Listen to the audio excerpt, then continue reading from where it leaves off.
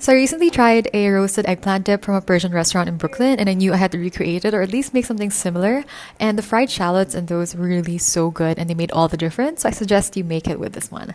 So we start with an eggplant. I cut some slits into them and I roasted them open fire before finishing it off in the oven since I wanted to cook the insides even more. I peeled that off. Meanwhile, I also roasted some tomatoes and I let that cool a bit so they were easier to peel. And then I smashed my eggplant with a fork and chopped this up. You can also do this in a food processor, but I like mine in like bigger pieces, so I did it with a knife. I did the same for my tomato and just cut this into a consistency or a texture that I liked. And then I cut some shallots into thin pieces and then I cooked this over low heat until they get a nice golden brown color and remove them. Then they're very crispy and they're really great for topping with pretty much anything. I heated some of the shallot oil and then I cooked down some shallots, garlic, gochujang, and tomato paste before adding in the tomatoes and the roasted eggplant. I cooked this down and added a few spices and seasonings to give this some nice flavor. And I also added some lemon juice for an extra little bit of acidity and extra flavor too.